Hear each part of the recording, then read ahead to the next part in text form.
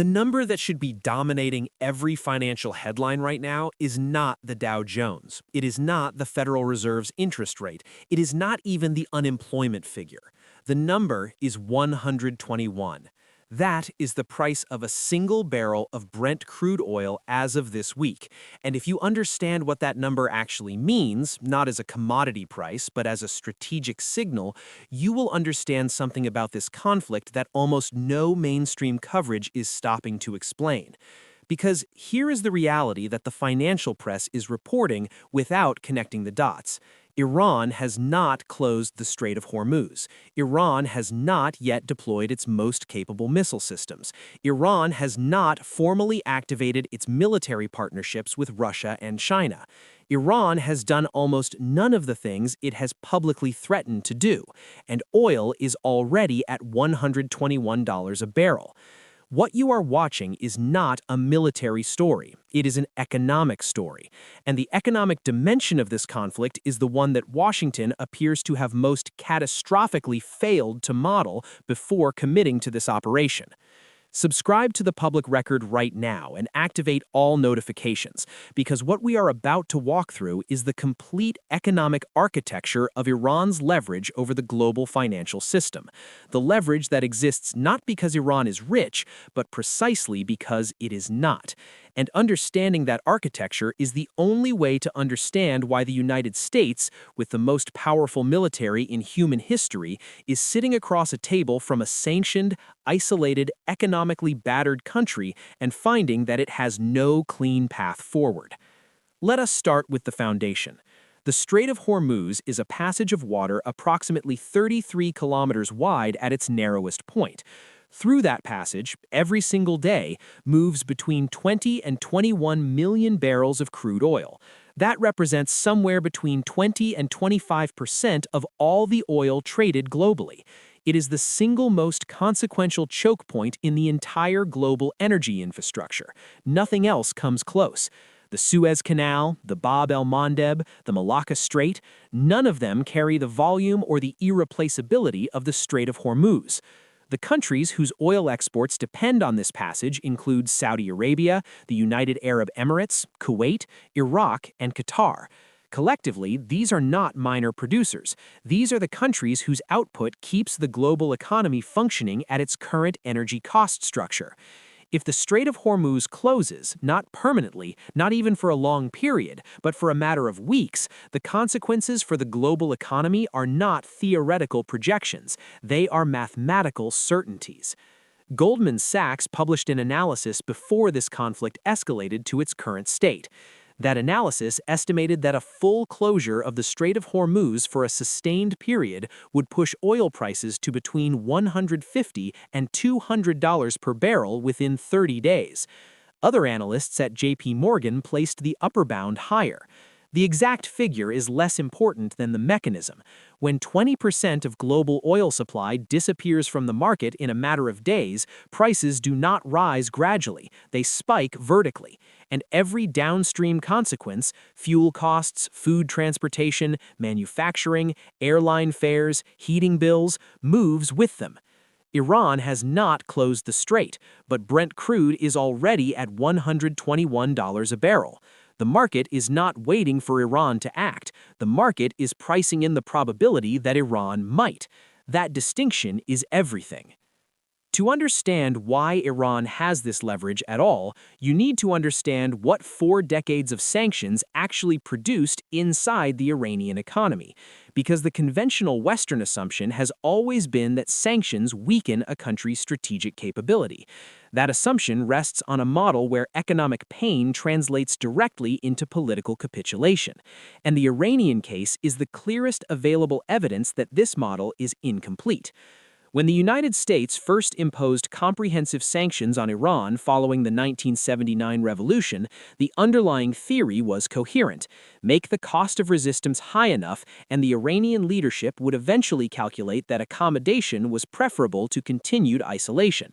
The same theory was applied to the oil embargo, to the banking restrictions, to the technology transfer bans, and to the SWIFT exclusion in 2012.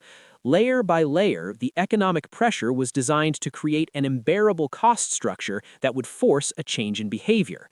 What happened instead is a case study that strategists at every major defense institution are now reviewing with intense urgency. Iran did not capitulate. Iran adapted.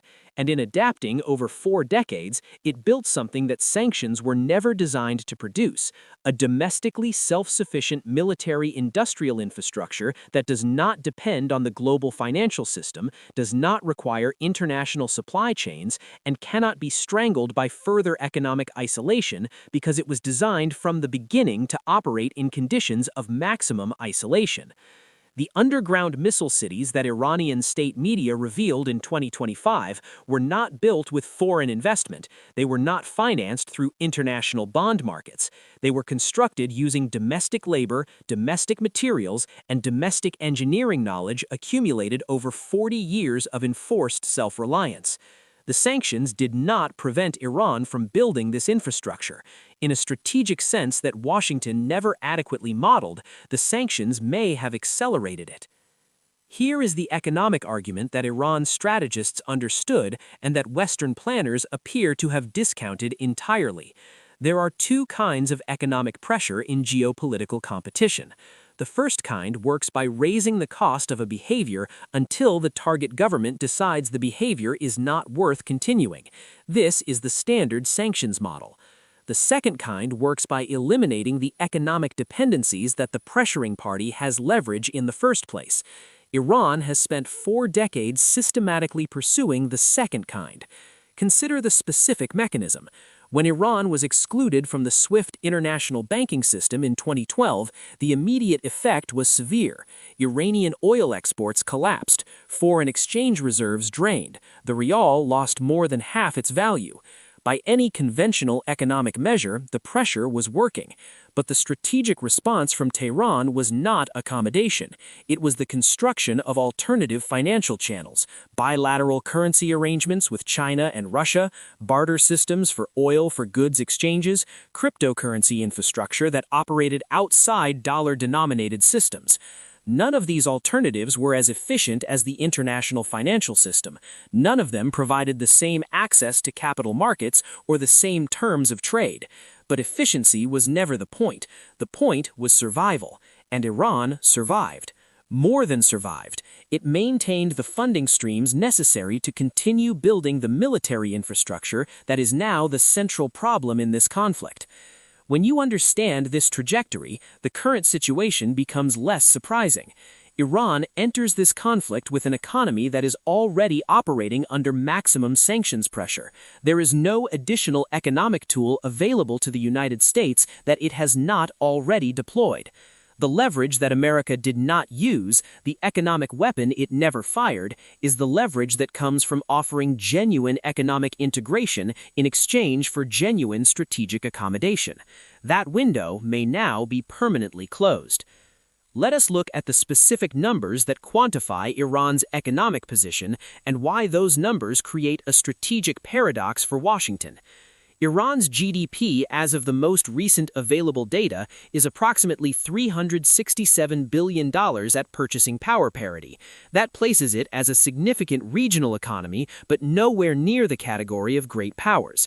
Its foreign exchange reserves are estimated to somewhere between $70 and $100 billion, though the actual figure is disputed and likely lower than official statements suggest. Its oil production, heavily reduced by sanctions, currently runs at approximately 3 million barrels per day, with significant portions sold through channels that avoid Western oversight. Now compare that to the daily cost of the current American military operation. Department of Defense estimates for sustained air campaign operations in the Middle East run at approximately $400 to $600 million per day when you include naval deployments, munition expenditure, logistical support, and the costs of repositioning carrier strike groups. At the lower end of that range, 10 days of operation costs approximately $4 billion. 30 days costs somewhere between $12 and $18 billion. Iran's entire annual defense budget is $10 billion. The United States is spending that amount in less than a month of operations against a country whose military budget is a fraction of the daily operational cost of trying to defeat it. This is the economic asymmetry that defines the strategic situation, and it's compounded by the interceptor depletion dynamic that this channel has covered previously. When Iran launches drones that cost $200 and forces the expenditure of interceptors that cost $2 million, it's not simply winning a military exchange. It's conducting an economic attrition campaign that is bleeding the most expensive military infrastructure in human history at a ratio that is fundamentally unsustainable. The oil price mechanism deserves closer examination because it creates a feedback loop that Washington's strategic planners appear to have underweighted catastrophically. When oil reaches $121 a barrel, the consequences distribute unequally across the global economy in ways that matter geopolitically. For the United States, the effect is significant but manageable in the short term. American domestic oil production has expanded substantially over the past decade and provides a partial buffer. American consumers feel the impact at the gas pump. Prices are currently running approximately 60 cents per gallon higher than they were 30 days ago. But the American economy has the depth to absorb this without an immediate structural crisis. For Europe, the calculation is different. European countries import a much higher proportion of their energy than the United States. Germany, Italy, France, and the majority of Eastern European nations are directly exposed to Middle Eastern oil price movements in ways that translate rapidly into industrial cost increases, inflationary pressure, and political instability. When oil reaches $121 per barrel, European leaders are not simply watching an economic indicator, they are watching their domestic political situations deteriorate. For developing economies across Asia, Africa, and Latin America, the impact is more severe still. Countries that are already operating on constrained fiscal budgets and import most of their energy face genuine economic crisis when oil prices spike at this magnitude. Fuel subsidies that governments had promised their populations become fiscally impossible to maintain. Food prices, which are directly linked to transportation and agricultural fuel costs, rise in ways that translate into social unrest. Iran understands this distribution of consequences with precision. Every week that oil remains above $100 per barrel, the coalition of countries willing to sustain American pressure on Iran shrinks. European allies begin calculating whether their own economic stability is more important than maintaining a unified front with Washington. Developing nations that might previously have deferred to American diplomatic pressure start making their own calculations about where their interests actually lie. This is the economic weapon that Iran is deploying, not the missile, not the drone, the price signal, and it is working. There is a further dimension to this economic picture that has received almost no coverage in Western financial media, and it concerns the position of China. China is currently Iran's largest trading partner and the primary buyer of Iranian oil exports that flow outside Western monitored channels. China's oil imports from Iran are estimated at somewhere between 1.5 and 1.8 million barrels per day, representing a substantial portion of Iran's total production. This relationship exists not because China has any ideological alignment with the Iranian government, but because China is the world's largest oil importer, and Iranian oil, available at a discount to market rates because of sanctions, is economically attractive. When oil prices rise to $121 per barrel on global markets, China is insulated from the full impact because it is buying Iranian oil at a negotiated discount below that price. This means that the economic pressure created by the conflict falls more heavily on American allies and neutral countries than it does on the country that is providing Iran with its primary economic lifeline. The strategic implication of this structure is significant and uncomfortable. The United States is fighting a military campaign whose economic side effects are systematically disadvantaging its own allies relative to its primary geopolitical competitor. Every dollar that oil rises above its pre-conflict baseline is a dollar that European manufacturers pay more for energy than their Chinese counterparts. The conflict is, inadvertently but measurably, acting as an economic subsidy to Chinese industrial competitiveness. Beijing has issued statements supporting Iran's right to defend itself. Those statements are consistent with China's standard diplomatic posture on sovereignty questions, but the economic structure underlying those statements is far more consequential than the diplomatic language suggests. China has no interest in this conflict ending quickly. A prolonged conflict at current oil price levels is, from Beijing's perspective, an acceptable outcome. The Federal Reserve is now facing a policy crisis that flows directly from this conflict and that has no clean resolution. Before this operation began, the Federal Reserve had achieved something that a year ago looked genuinely difficult. It had brought inflation down toward its 2% target while maintaining employment levels at historically strong figures. The interest rate cycle appeared to be turning. Markets were pricing in rate cuts. The economic soft landing that Fed Chair Jerome Powell had been attempting to engineer appeared to be within reach. The oil price spike changes this calculus entirely.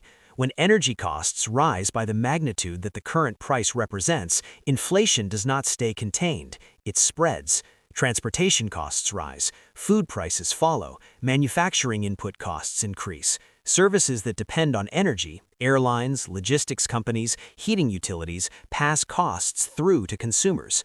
The inflation that was retreating has turned around. The Fed's response options are limited and painful in any direction. Raise rates to fight inflation, and you slow an economy that is already absorbing the shock of higher energy costs and the financial market uncertainty created by a major military conflict.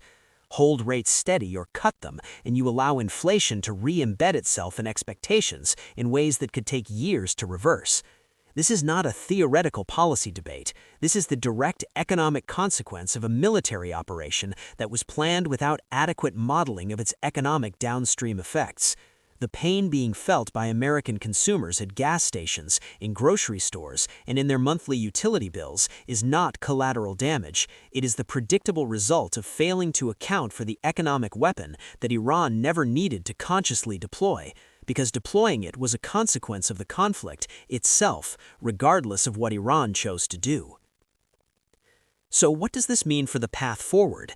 And why does the economic dimension suggest that the conventional military logic of this operation was built on a foundation that was always going to collapse? The administration entered this operation with a theory of victory that was essentially military in character. Destroy the nuclear infrastructure, eliminate the leadership, create a power vacuum, allow a more accommodating government to emerge. The economic side of the equation, oil prices, interceptor costs, allied pressure, the China factor, was apparently not modeled as a primary variable in the strategic calculation. It was treated as a secondary effect that could be managed after the military objectives were achieved. The problem is that the economic effects are primary. They are the mechanism through which a militarily inferior country maintains strategic leverage against a militarily superior one. They are the reason that Iran has been able to absorb 40 years of American pressure without fundamental capitulation. And they are the reason that the current operation, despite its tactical successes in destroying infrastructure, has failed to achieve its strategic objective. Every day that oil remains above $100 per barrel, Iran's strategic position strengthens relative to its economic position. Every day that interceptor stockpiles deplete faster than they are replenished, every day that European allies face domestic political pressure from energy-driven inflation, the diplomatic coalition supporting American policy becomes more fragile. The economic weapon Iran never needed to deploy was the comprehensive offer of genuine sanctions relief, genuine economic integration, and genuine diplomatic engagement as an alternative to conflict. That offer, made from a position of strength before the operation began, might have created the strategic leverage that military action has demonstrably failed to produce. Whether that window remains open, or whether the events of the past 3 weeks have closed it permanently, is the most important unanswered question in this conflict. Subscribe to The Public Record, activate the notification bell, leave a comment telling us what you think the economic tipping point of this conflict looks like, the price, the week, the specific event that forces Washington to change its calculus. Because this story is not moving toward resolution, it is moving toward a reckoning. And the reckoning is not going to be decided by the next missile strike or the next drone wave. It is going to be decided by a number on a commodity exchange screen. Watch the oil price. It is telling you something that the official briefings are not.